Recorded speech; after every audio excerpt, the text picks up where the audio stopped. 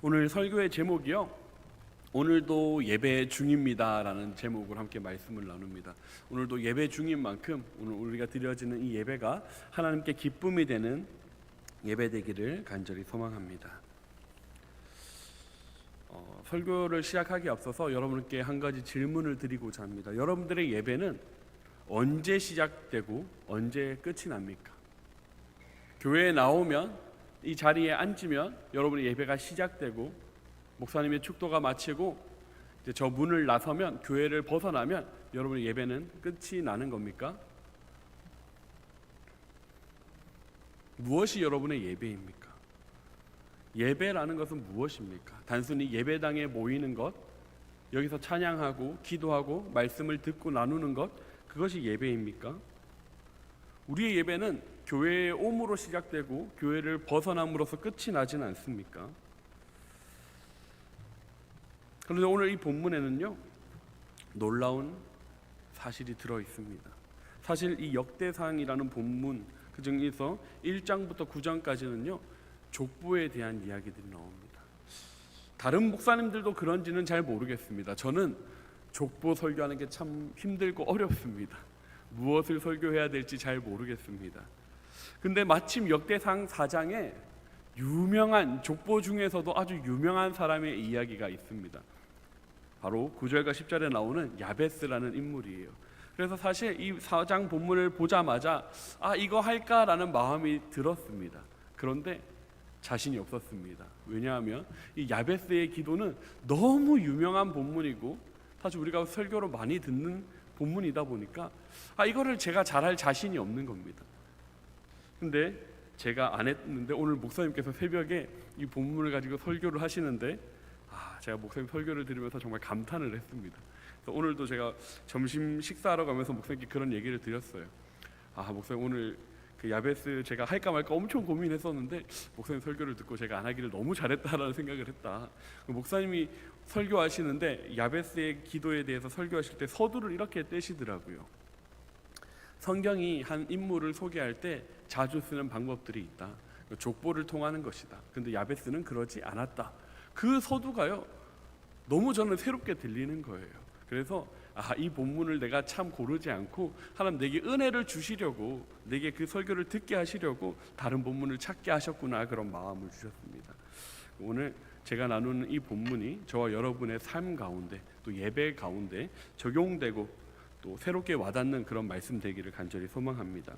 오늘 본문 말씀 21절과 23절을 보면요, 유다의 아들 셀라의 자손 중에는 세마포 짜는 자의 집 족속이 있었다, 이렇게 나옵니다.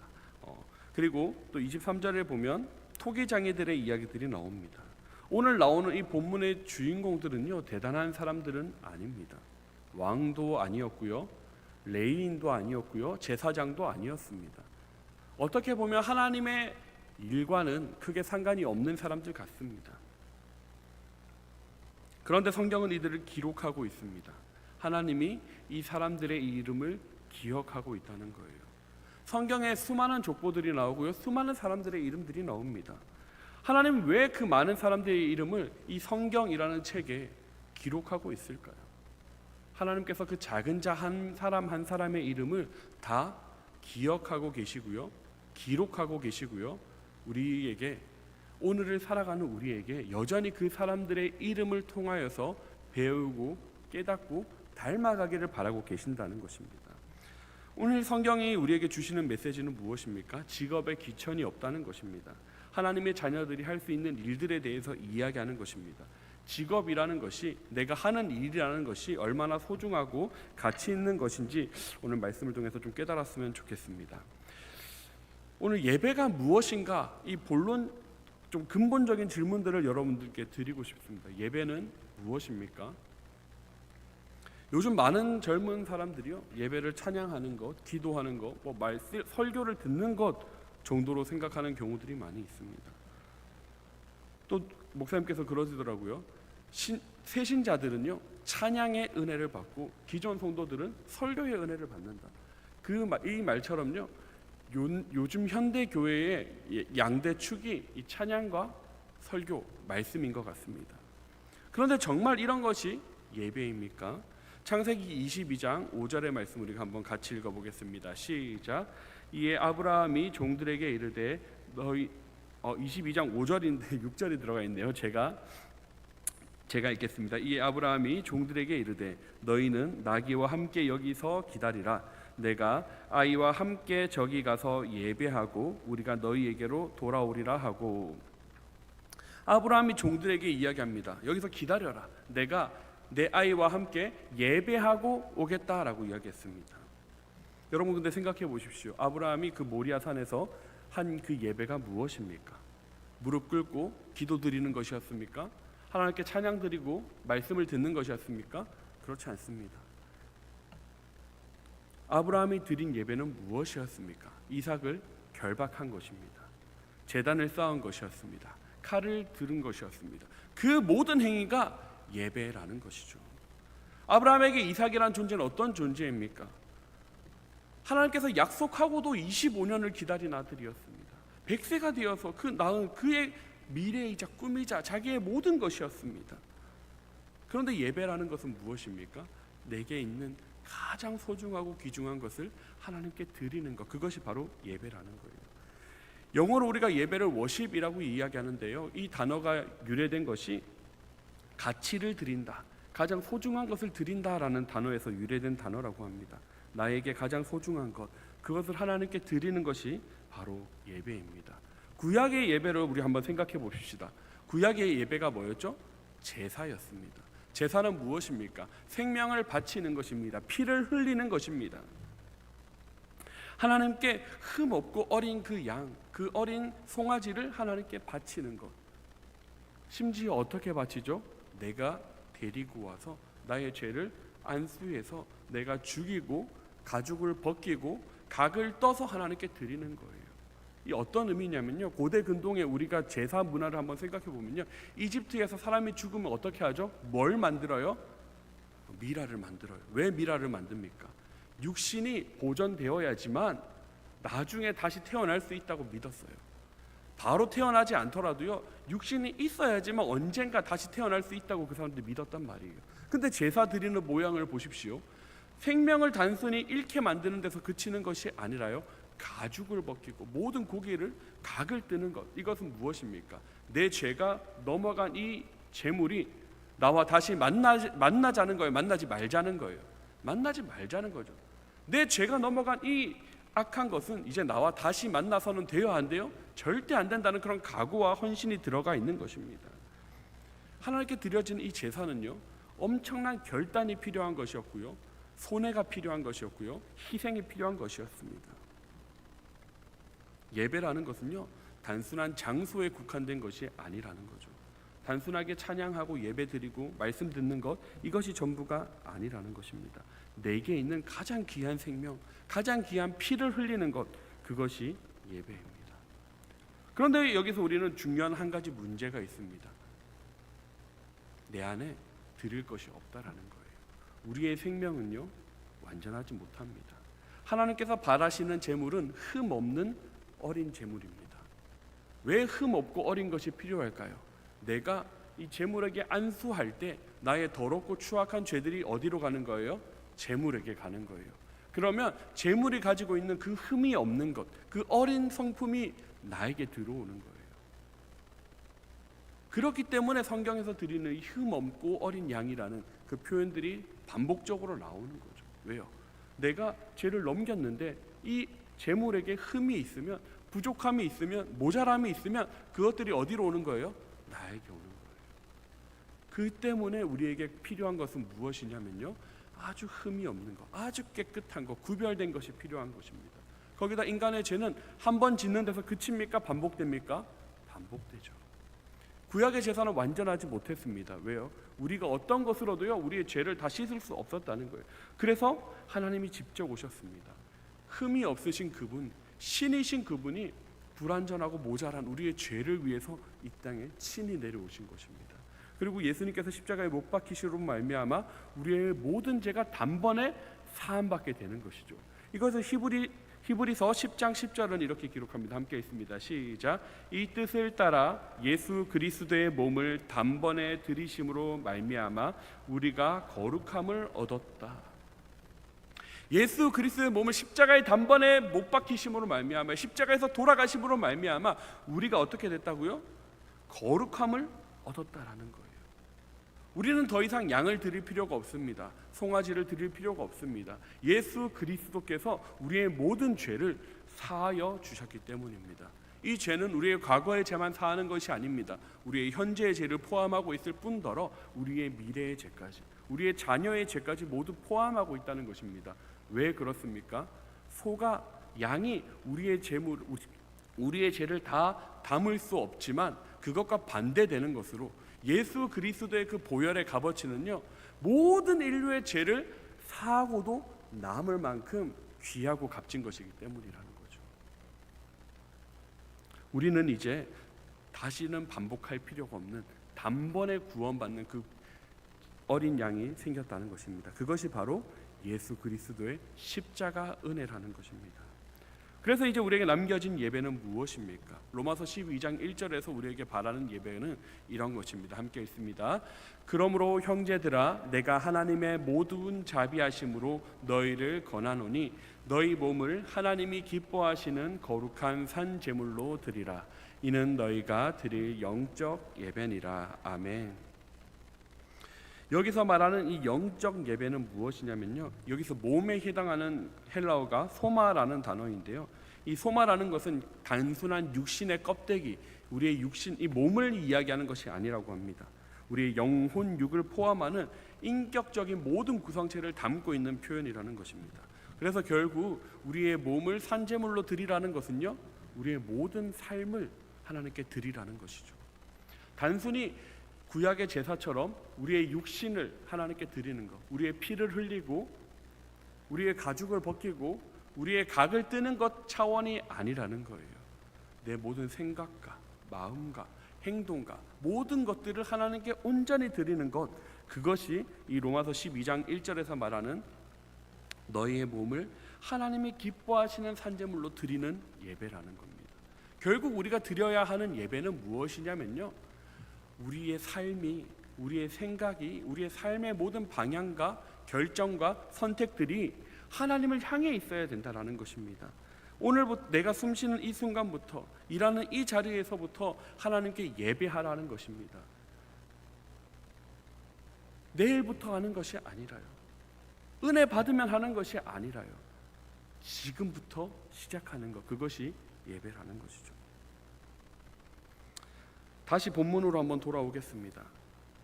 이 세마포 짜는 자들, 이 토기장이들, 이들에게 주목할 표현이 하나 있는데요, 23절의 말씀, 본문 23절의 말씀 우리가 한번 같이 읽어보겠습니다.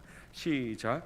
이 모든 사람은 토기장이가 되어 숲풀과 산울 가운데에 거주하는 자로서 거기서 왕과 함께 거주하면서 왕의 일을 하였더라.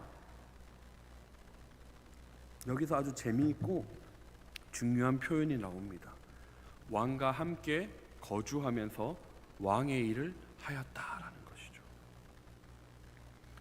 그들의 직업이 뭐였다고요? 토기장이었습니다. 세마포를 짜는, 천을 짜는 일이었습니다.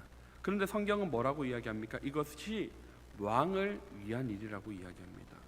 오늘을 살아가는 우리에게 우리의 왕은 누구십니까? 예수 그리스도이십니다.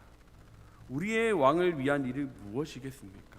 우리의 삶의 자리에서 우리가 하는 그 모든 일들이요, 하나님을 위한 일, 예수 그리스도를 위한 일이 될 수 있다는 거예요, 없다는 거예요? 있다는 것이죠. 이 사람들이 토기를 빚고 천을 만드는 것이 하나님의 그 왕의 일이 되었던 것처럼요, 우리가 삶의 자리에서 가정을 위해서 일하는 것이요, 직장에서 일하는 것이요, 나의 공장에서 내가 일하는 것이요, 내가 땀 흘리는 그 모든 것들이 우리의 왕, 하나님을 위한 일들이 될 수 있다라는 것입니다. 우리가 우리의 삶의 최선을 다하는 것 그 자체로도요, 그것이 예배가 된다라는 것이죠. 우리의 일터에서 우리의 이 몸으로 어떻게 우리가 예배할 수 있습니까? 마태복음 25장 40절의 말씀 함께 같이 읽습니다. 시작. 내가 제가 말씀을 같이 읽습니다. 시작. 임금이 대답하여 이르시되 내가 진실로 너희에게 이르노니 너희가 여기 내 형제 중에 지극히 작은 자 하나에게 한 것이 곧 내게 한 것이니라 하시고, 이 선언은요 아주 충격적인 선언입니다. 예수님이 말씀하시는 것이 무엇입니까? 우리 주변에 가장 낮은 자, 그 사람들에게 하는 것이 누구에게 한 것이라고요? 예수님을 대접한 일이 된다라는 거예요. 왕을 위한 일, 우리 예수 그리스도를 위한 일이 어떤 것이라고요? 우리 주변에 내 도움이 필요하고 내 능력이 필요하고 나의 섬김과 나의 희생이 필요한 사람들을 대하는 것들이요 예수 그리스도를 대하는 일이 된다라는 것입니다. 굶주린 사람들을 섬기는 것이요, 목마른 사람을 돕는 것이요, 아프고 힘든 사람들을 돕는 일들, 이런 것들이 우리의 왕을 섬기는 일이 되는 것입니다. 우리 일터에 어떤 사람들이 있습니까? 함께 일하는 그 동료들 가운데요, 때로는 능력이 부족해서 혹은 때로는 성격이 까칠해서 나를 힘들게 하는 직장 동료들이 있지는 않습니까? 틈만 나면 비교하고, 틈만 나면 부정적인 생각과 견해로 일을 망치고 사기를 저하시키는 그런 동료들이 여러분에게 있지는 않습니까? 혹 여러분의 직장에 여러분들이 하는 일을 망치려고 하는 것 같고, 못살게 굴려고, 괴롭히게 굴려고, 나를 못살게 구는 것이, 나를 괴롭히는 것이 그 사람의 일처럼 여겨지는 누군가가 있지는 않습니까? 나의 고객들 중에 나를 힘들게 하고 어렵게 하는 그런 누군가가 있지 않습니까? 귀찮을 정도로, 힘들 정도로 내게 일을 떠넘기고 내게 일을 맡기는 그런 사람들이 있지는 않습니까? 그런데 그런 사람들이요, 나를 힘들게 하고 나를 괴롭게 하고 나를 어렵게 만드는 그 사람들이요, 어쩌면 마태복음 25장에서 말하는 그 지극히 작은 자일 수 있다라는 것이죠. 예수님은 그런 사람들을 어떻게 대하라고 이야기하십니까? 예수님을 대하듯이 하라는 거예요. 나를 힘들게 하는 그 사람을, 나를 어렵게 하는 그 사람을 정말 예수님처럼 대할 수 있습니까? 그런 지극히 작은 자를요 예수님처럼 대하는 것, 그것을 통해서 우리는 예수님을 경험할 수 있는 것입니다. 제가 목사 안수 받은 지 이제 일주일이 딱 지났습니다. 근데 그 일주일 동안요 제가 정말 많이 들은 단어가 있습니다. 어떤 단어를 제가 많이 들었을까요? 목사님이라는 단어예요. 누군가가 저를 목사님이라고 부를 때마다요 뭔가 철렁철렁합니다. 막 오래 기다려서 목사가 됐으면 좋을 법도 한데요, 설레일 법도 한데요, 누군가 아직까지 저를 목사님이라고 부르는 그 말이요 왜 이렇게 부담스럽게 여겨지는지 모르겠어요. 불편합니다. 근데 특히 그 중에서도요 제 마음을 불편하게 만들고 어렵게 만들고 무겁게 만드는 사람이 한 명 있습니다. 누굴까요? 아내입니다. 제 아내가 저에게 목사님이라고 부르면요 막 등골이 막 오싹해지는 기분이 들어요. 왜 그럴까요? 왜 제가 아내가 저에게 목사님 이렇게 하면 왜 막 등골이 오싹해지는 기분이 들까요? 아내가 저에게 목사님이라고 부르는 타이밍이 있기 때문입니다. 언제 저에게 목사님 이렇게 하냐면 뭔가 제가 목사답지 못할 때 저를 그렇게 부르더라고요. 제가 운전하다가 저도 모르게 막 버럭하는 막 이런 저 운전을 또 저렇게 하는데 옆 안에서 이렇게 목사님 이렇게 불러요. 제가 짜증 낼 수 있을까요? 짜증 낼 수 없을까요? 더 이상 짜증 낼 수 없습니다. 식당에 갔습니다. 아내랑 아주 오랜만에 식당에 데이트를 갔습니다. 저희가 목회팀에서 한번 파스타를 먹은 적이 있는데 그 몇 달 뒤에 또 한번 파스타를 먹는데요, 생각을 해봤는데 제가 파스타를 한번 먹고 그 다음 몇 달 뒤에 파스타를 먹는 그 몇 달의 시간 동안요 저희 아내랑 한 번도 그런 걸 먹어본 적이 없더라고요. 그래서 그걸 깨닫고 제가 아내한테 우리 꼭 먹으러 가자 했는데 한 달이 넘게 걸렸어요. 겨우 이번 주 월요일 날 아내랑 파스타를 먹으러 갔습니다. 겨우 이제 시간을 잡고 조금의 여유가 생겨서 쉬는 날 맛있는 음식을 먹으러 갔는데요, 식당에 조금 뭔가 마음에 안 드는 부분들이 있는 거예요. 그래서 제 안에 또 불평하는 모습들이 저도 모르게 나왔나 봐요. 아내가 뭐라고 불렀을까요? 목사님 이렇게 꼭 2번, 3번을 부르더라고요. 그때 제가 어떻게 할까요? 계속 할까요? 멈출까요? 멈추는 거예요. 이 목사라는 그 타이틀이요, 얼마나 불편한지 모릅니다. 물론 그 전에도 저는 사역을 했습니다. 저에게 전도사라는 직분이 있었습니다. 그럼에도 불구하고요, 이 목사라는 타이틀이 제게 더해지는 순간요, 그 부담감은 이루 말할 수 없더라고요. 제가 목사가 됐다고 해서 제 삶이 완전히 변한 것은 아닙니다. 제 안에 여전히 모자라고 부족한 부분들이 있더라고요. 여전히 저도 모르게 짜증 낼 때가 있고요, 불평할 때가 있더라고요. 그리고 그것이 제 옆에 있는 그 아내를 통해서 제 모습들을 발견하게 되었습니다.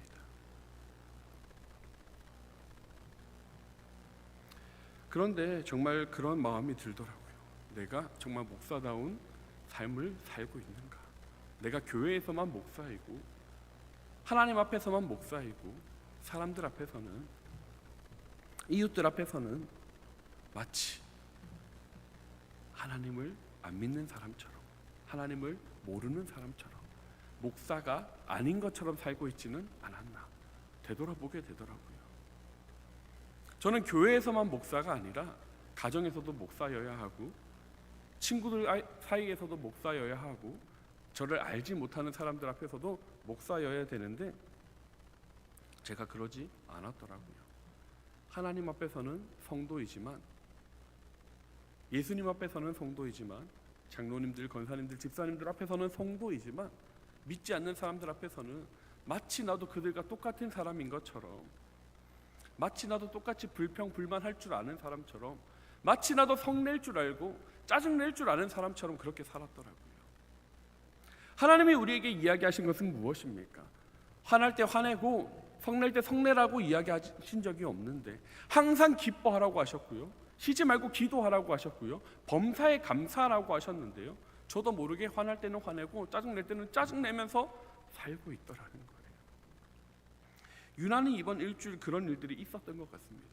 뭔가 역주행하는 차가 오히려 더 막 들이밀고, 막 제가 당연히 옳게 가고 있는데, 제가 당연히 옳은 방향인데도 불구하고요, 그 역주행하는 차가 오히려 더 뻔뻔하게 막 밀고 들어오는 그때 제 안에 저도 모르게 짜증내는 마음들이 들더라는 거예요.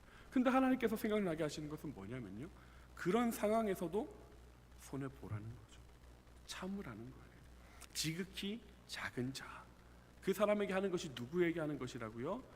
예수님을 대하는 태도가 되더라는 것입니다. 골로새서 3장 23절에서 이렇게 이야기합니다. 우리 함께 읽어봅시다. 시작.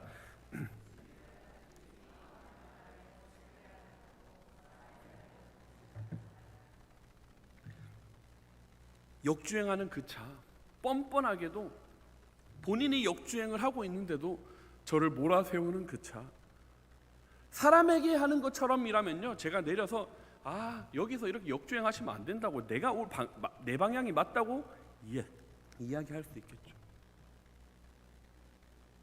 인간 유성민이라면 응당 그렇게 했을 것입니다. 근데 그 순간 하나님이 저를 생각나게 하시더라고요.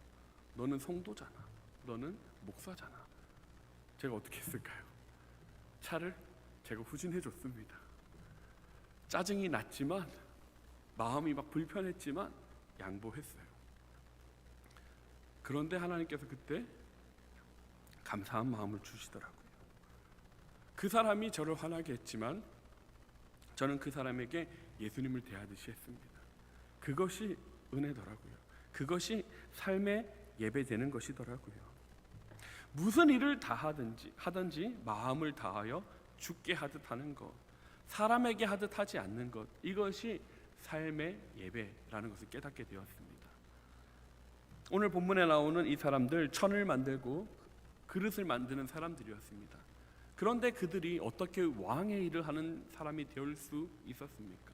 그들은 자기에게 주어진 그 일들을 탁월하게 했다는 것입니다. 실력이 있었다라는 것이죠. 우리의 삶이 예배되기 위해서 중요한 것이 하나 있습니다. 뭐냐면 바로 탁월함을 찾아야 한다는 것입니다. 성경에서 말하는 탁월함은요, 세상이 말하는 잘하는 것과는 구별됩니다. 세상에서는 1등을 해야지만 잘한다라고 이야기하고요. 누군가보다 앞서야지만 잘한다고 이야기하지만 성경에서 말하는 탁월함은 그런 것이 아닙니다. 하나님이 내게 주신 것들을 찾는 것입니다. 내가 기뻐하면서 기도하면서 감사하면서 할 수 있는 일들을 찾는 것, 그것이 바로 탁월함입니다. 세마폰을 짜는 사람들, 토기를 만드는 일들, 그 당시에 전문적인 기술이 필요한 직업이었습니다. 아무나 할 수 있는 것이 아니라요, 좋은 천, 왕이 입는 천, 왕이 쓰는 그릇을 만든다는 것은요, 실력이 필요한 것이었죠. 그런 실력이 필요한 사람들은 무엇입니까? 세상을 살아갈 때요, 내가 어떻게 하면 더 잘할 수 있는지를 찾는다는 거예요. 어떤 부자가 인터뷰하는 것을 본 적이 있습니다. 그 부자가 그런 이야기를 했습니다. 자기는 가난이 너무 싫었다. 그래서 가난을 벗어날 수만 있으면 무슨 일이든지 할 수 있을 것 같았다. 그래서 돈 되는 일을 뭐든지 찾아다녔고 공부하려고 했고 시도했다. 그렇게 표현하더라고요. 저는 제가 탁월해지기를 간절히 바라는 영역이 있습니다. 말씀 전하는 일입니다. 설교하는 것에서 탁월함을 느끼고 싶습니다. 근데 이 일들이요, 제게 얼마나 부담이 되는지 모릅니다. 참 감사하게도 제가 지난주 목사 안수를 받고 처음으로 강단에 서게 되었는데요, 참 감사한 것은 그 설교를 듣고 여러분들이 은혜를 받았다라는 이야기를 해주는 거예요. 하기 싫어도 해야 되는 게 있고 해야 해도 참아야 되는 것들이 있다는 그 얘기들을요, 막 이야기해주고 막 간증해주는 거예요. 자기가 정말 하기 싫었는데 목사님 그 얘기를 해주셔서 자기가 꼭 참고 했다고, 막 그런 이야기들을 듣는데 너무 감사했습니다. 동시에 너무 부담스러웠어요. 그러니까 어쩌다 한번 설교 잘한 건데, 내가 늘 그렇게 잘할 수 있는 것이 아닌데, 내가 잘한 것이 아니라 하나님이 주신 것인데, 마치 제 안에요, 내가 잘한 것 같고 내가 잘난 것 같고 이런 착각하는 마음이 생기는 거예요. 이번 주 설교를 준비하는데 너무 어려웠습니다. 뭔가 부담스러웠습니다. 왜 부담스러웠을까요? 하나님이 드러나야 되는데요, 자꾸 제가 드러나고 싶은 거예요. 나를 증명하고 싶은 거예요. 나 설교 잘한다, 나 좋은 목사다, 증명하고 싶은 거예요. 하나님 저를 바로 치십니다. 저를 무너뜨립니다. 힘들게 하시더라고요. 중요한 것은 무엇입니까? 사람을 대하듯이 하는 이런 태도가요, 우리를 넘어뜨립니다. 우리의 모든 삶의 영역은 사람을 보고 하는 것이 아니라 하나님을 바라보고 행해야 된다는 것입니다. 하나님이 주신 길을 찾는 것, 그것이 성경이 말하는 탁월함이죠. 잘하는 것이 탁월함이 아니라는 것입니다. 하나님이 일하시는 것, 하나님이 바라시는 것을 찾는 것, 그리고 하나님 앞에 엎드리는 것, 그것이 탁월함입니다. 두 번째로는 묵묵함으로 드리는 예배가 우리에게 필요합니다. 우리의 예배는 탁월해야 되지만 동시에 묵묵해야 합니다. 이 묵묵해야 된다는 것은 뭐냐면요, 겸손해야 된다는 것이고요, 성실해야 된다는 것입니다. 우리 한국 사람들이 좋아하는 인간상이 있습니다. 바로 묵묵하면서도 성실한 사람이죠. 왜요? 한국 사람들은요, 자기를 나타내고 자기를 뽐내는 사람을 좋아하지 않습니다. 겸손한 것을 최고의 미덕이라고 생각합니다. 이 토기장애들이 있었던 그 장소가 어디입니까? 숲풀과 산울 가운데 있었다라는 것입니다. 사람들이 많은 장소가 아니라 사람들의 눈을 피해서. 왜 그런 장소가 필요했을까요? 자기가 하는 일들에 집중할 수 있는 곳이죠. 좋은 흙을 구할 수 있는 곳, 또 좋은 불을 뗄 수 있는 곳, 자기의 일을 가장 잘할 수 있는 곳이었습니다. 사람들이 많은 곳, 주목받는 곳이 아니라요, 내 일에 최선을 다할 수 있는 장소를 찾아갔다라는 것이죠. 하나님은 우리에게 바라는 것은 무엇이냐면요, 사람에게 인정받기를 바라지 말라는 겁니다. 사람이 해주는 인정과 사람이 인정하는 수고는요, 아무런 소용이 없습니다. 그런 것들은 우리가 천국에 갈 때 아무런 도움 되지 않는다는 거예요. 정말 우리에게 필요한 것은 무엇이냐면요, 아무런 사람도 알아주지 않지만, 그 누구도 인정해 주지 않지만 하나님이 인정해 주는 사람, 하나님이 인정해 주시는 일, 그것이 진짜 우리에게 필요한 예배라는 것입니다. 하나님은 아무도 보지 않는 곳에서 묵묵히 일하는 그 사람들을 지켜보고 계십니다. 주목받지 못하더라도요, 칭찬받지 못하고 인정받지 못하더라도요, 그 숲풀 가운데서 아무도 모르게 일하고 있더라도요, 하나님은 다 아실 뿐 아니라 성경에 기록하여 주시고요, 이 사람들을 통하여서 지금도 우리를 깨닫게 하신다는 것입니다. 여러분, 정말 여러분의 삶의 자리에서 묵묵히 예배하십시오. 사장님이 알아주지 않아도요, 직장 상사가 인정하지 않아도요, 여러분들의 동료가, 여러분들의 고객이 그 누구 하나 알아주지 않고 인정해 주지 않더라도요, 여러분만큼은 그 사람들을 예수님 대하듯이 해야 된다는 것입니다. 사람을 대하듯이 아니라 하나님을 대하듯이 해야 된다는 것입니다. 하나님께서 우리의 모든 삶의 자리에서 저와 여러분을 지켜보고 계실 것입니다. 세 번째로 우리의 삶이 예배되기 위해서는요, 섬김으로 드려지는 예배가 필요합니다. 섬김이라는 것은요, 공손하게 받들고 모신다는 뜻도 있지만요, 동시에 희생하고 손해본다는 의미를 담고 있습니다.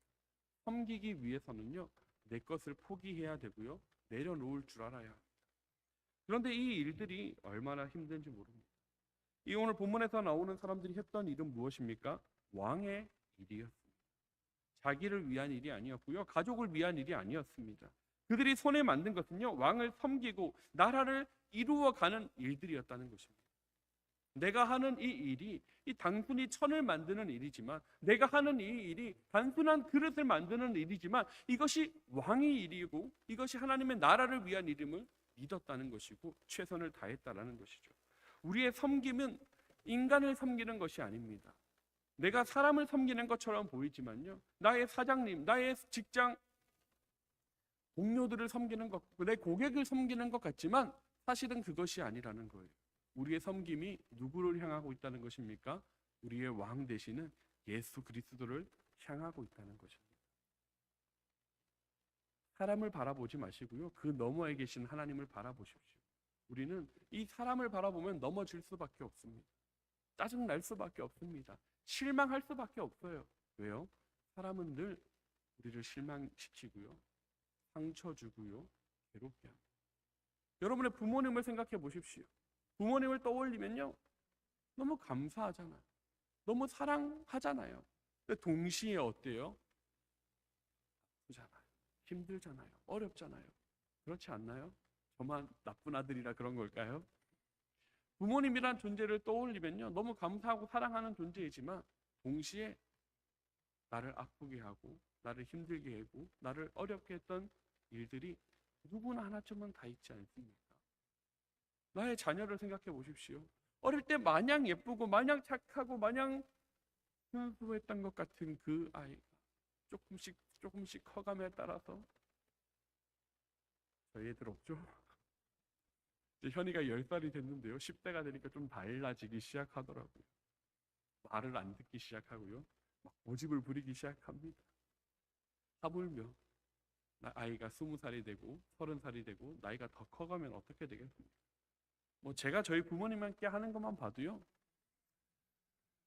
우리 애들이 커서 저를 얼마나 괴롭게 할지 벌써 보입니다. 여러분들의 남편을 보십시오. 여러분들의 배우자를 보십시오. 우리를 실망시키지 않는 사람은요, 그 어디에도 없습니다. 내가 가장 사랑하고 내가 가장 의지하고 내가 가장 믿는 그 사람조차도요, 우리를 실망시키잖아요. 우리를 서운하게 하잖아요. 우리를 서럽게 하는 일들이 빈번하다는 것입니다. 결국 사람을 바라고 하는 일은요, 섬길 수 없습니다. 섬김이라는 것은요, 낮아져야지만 할 수 있는 거예요. 우리는 사람을 섬기는 것이 아닙니다. 우리는 고객을 섬기는 것이 아니고요, 우리는 사장님을 섬기는 것이 아닙니다. 우리는 하나님을 섬기는 것입니다. 우리의 직장에서 만나는 그 모든 지극히 작은 자, 그들을 대하는 것이 여러분의 예배되기를 간절히 소망합니다. 사랑하는 성도 여러분, 우리는 오늘도 예배 중입니다. 우리는 교회에서만 예배하는 것이 아닙니다. 지금 이 장소에서만 예배하는 것이 아닙니다. 우리는 우리의 가정에서 예배합니다. 우리는 우리의 직장에서 예배합니다. 우리는 우리의 친구들과 예배하고요, 우리는 우리의 만나는 모든 이웃들과 함께 예배합니다. 예배는 찬양이 있어야지 예배가 아닙니다. 예배는 성경 말씀이 있어야지만 예배가 아닙니다.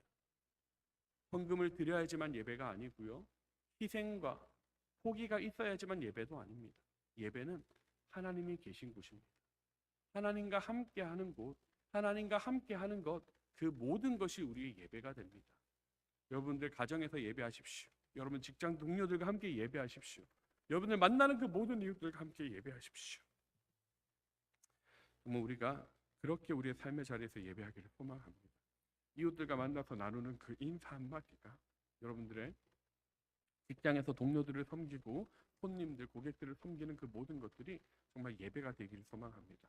우리 삶 가운데는 억울한 일도 있습니다. 분통 터지고 원통한 일도 있습니다. 억울하고 정말 피가 거꾸로 솟을 것 같은 그런 분노도 우리 안에는 있습니다. 하지만 그럼에도 불구하고 우리는 우리의 몸을 하나님이 기뻐하시는 거룩한 산 제물로 드리기를 소망합니다. 그것이 저와 여러분에게 예배가 될 것입니다. 이 시간 함께 찬양하겠습니다. 찬송가 461장인데요. 십자가를 질 수 있나 주가 물어보실 때 성도 대답하였습니다. 우리의 심령 주의 것이니 주인도 따라갈 동안 사랑과 충성 늘 바치오리다. 이 찬양의 가사가 저와 여러분의 신앙의 고백이 되었으면 좋겠습니다. 억울하고 힘든 일이 생기고 분통 터지는 일이 생길 때 그때도 우리의 심령은 주님의 것이니 하나님의 뜻대로 사랑과 충성을 다 바치는 저와 여러분 되었으면 좋겠습니다. 함께 찬양합시다.